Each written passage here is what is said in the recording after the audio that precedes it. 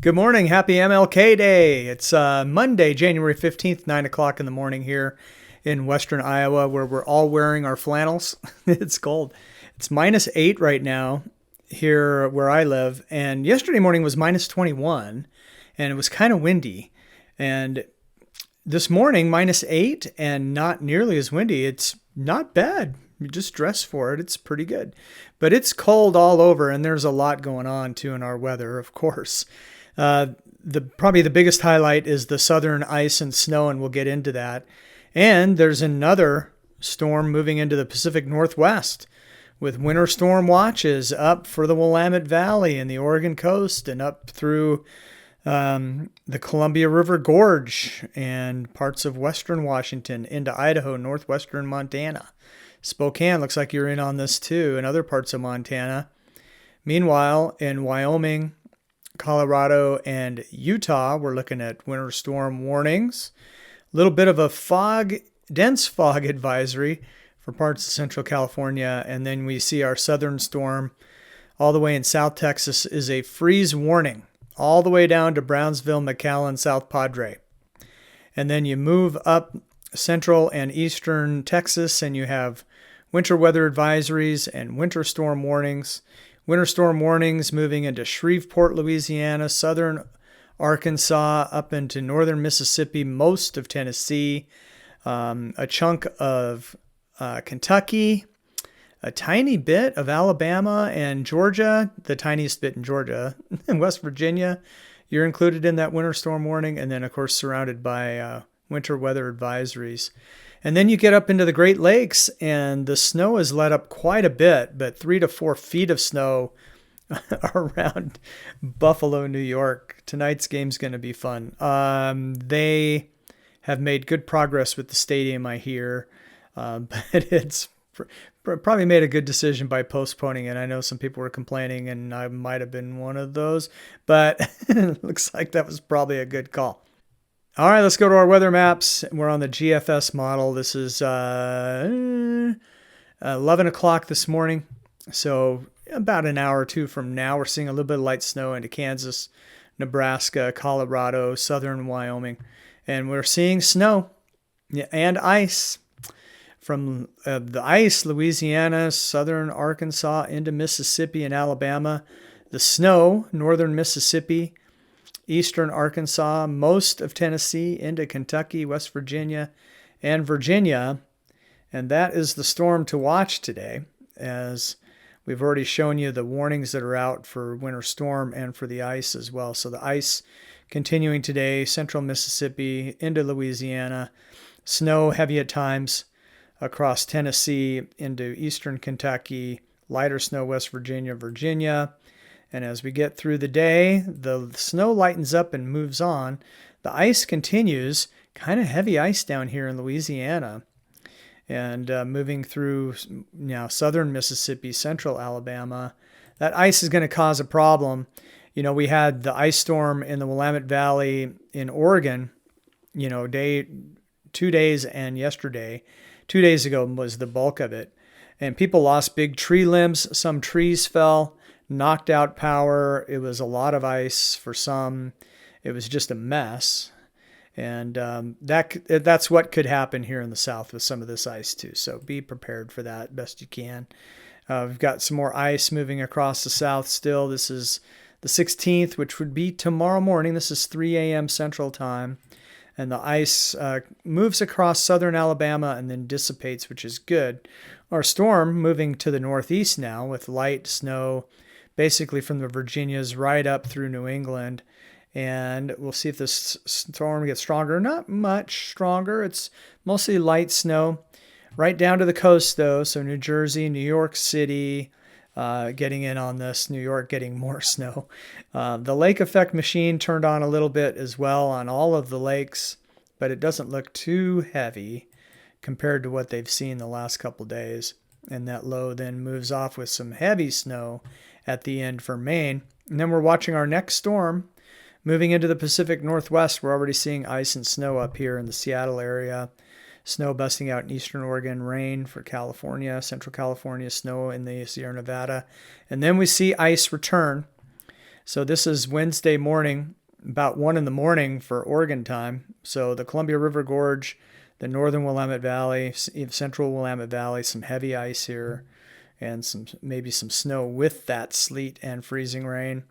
And then it turns into heavy rain. What happens is these lows, if they get strong enough, that southerly wind will erode the cold air that's at the surface, and it'll all turn back to rain. But you see persistent freezing rain near the Columbia River Gorge, which is typical in some of these setups, and then lighter snow across the Intermountain West and the Northwest. This is the 17th, Wednesday at noon Central Time, so 10 a.m.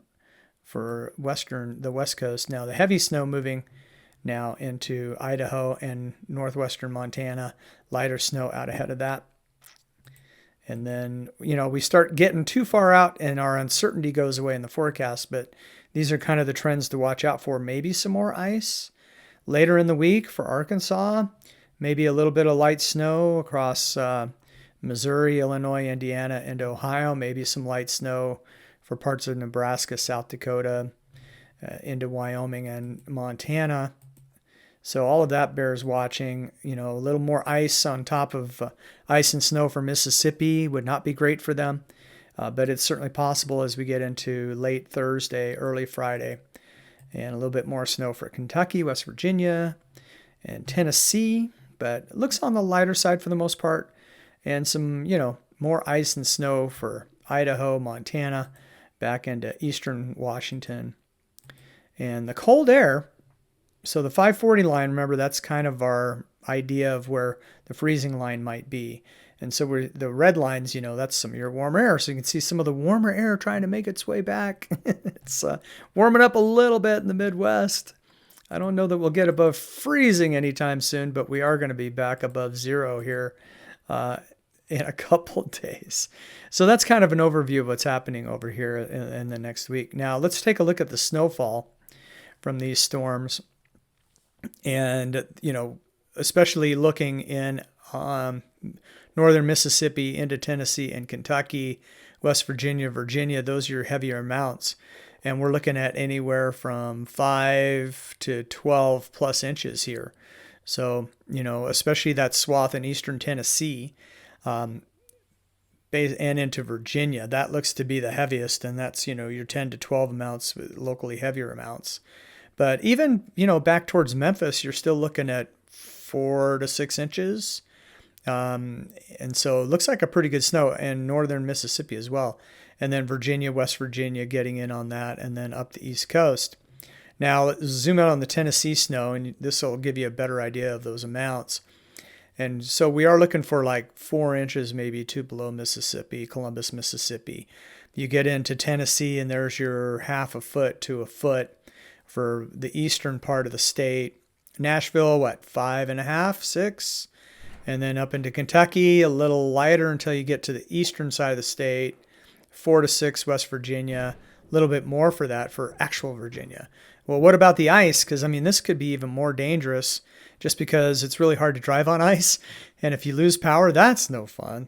So, as far south as like Beeville and Alice, Texas, and along the Gulf Coast, Corpus Christi, and then, you get up north of Houston into Louisiana, southern Louisiana, looking at ice, southern Mississippi, looking at ice, into Alabama, and then we can look further to the east into, we can get a better view of Alabama with this map, and into Georgia. So, it's, I don't know how you prepare for it. If you have a generator, that's good. If you need it, hopefully you won't need it.